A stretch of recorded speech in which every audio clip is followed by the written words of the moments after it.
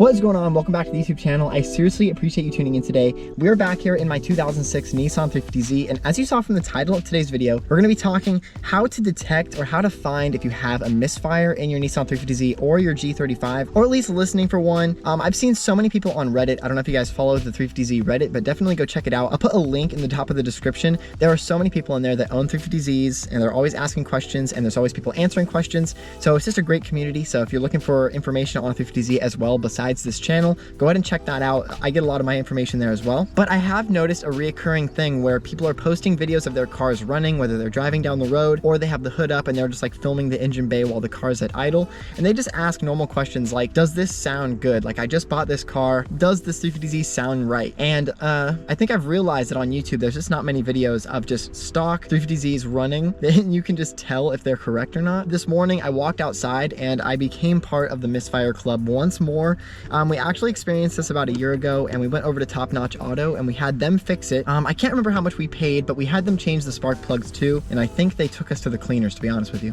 So hopefully it's not that expensive this time. I'm definitely sourcing my own spark plugs. We'll talk about that in a second. I'll play some video I got earlier, but like I said, I walked out this morning and we are part of the Misfire gang. So I took it over to Top Notch Auto. I'll put some of the video right here. And he took his little reader device and hooked it up to the OBDII port inside the 350z right underneath the dash. So right there, that right there is the OBDII reader. I'm pretty sure every car, like after I think 1995, has one of those. So you can buy a reader online, and if you're experiencing some issues, you can plug it in and it'll actually diagnose and tell you what the problem is, which is pretty awesome. Usually though, this only happens if your car is showing a check engine light, and sometimes if you have a misfire, like in the last video, we had a misfire and it wasn't actually throwing any codes, which is kind of weird. Luckily in this video, we drove it over to Top Notch Auto and it was actually throwing some codes, so we were able to check it out. I'm gonna play that video right now and we'll talk about it after. All right, we're driving in the 350z and I think we got a misfire just now.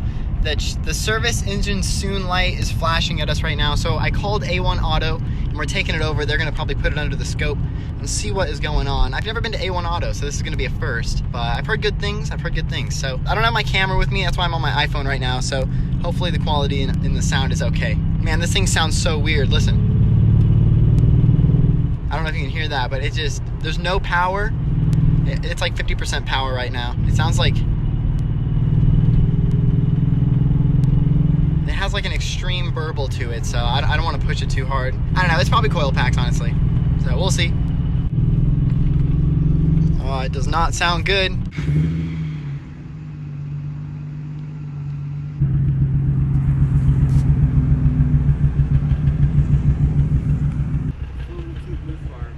Which ones? Oh, cylinder 2 misfire? Okay.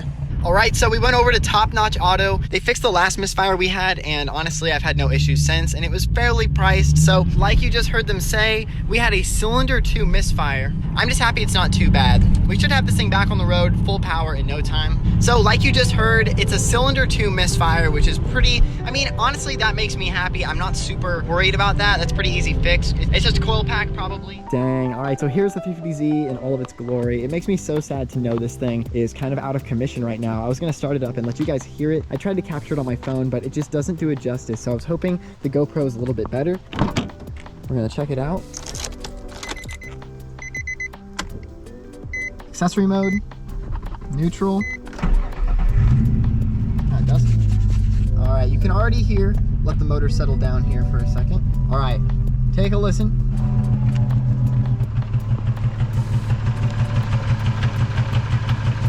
I mean, that doesn't sound right, so. And it's actually pretty consistent, so, and that's how I know it's only one. Dang, I mean, it's so sad, but you know, I mean, it is what it is. Okay, let's turn it off. I don't want it to idle too much longer. Oh, it sounds terrible. I'll rev it up a little bit.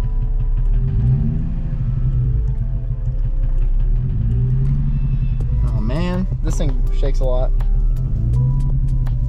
All right, let's turn it off. It just sounds terrible, and it just feels terrible knowing that like something that's your pride and joy is just not running correctly. So I don't know, I'm a little sad, but anyways, we're gonna get it fixed. Honestly, it's super easy. I'm not sure if it's a spark plug or if it's a coil pack. Usually it's really common in these cars for it to be coil packs. So one thing you can do if your car is not throwing any like check engine lights or a service engine soon light is you can actually take the coil packs out one by one while the engine is running, and you can kind of get an idea of which one is misfiring that way. Honestly, I was really pleased with it just being a coil pack and not like a NOx sensor or something.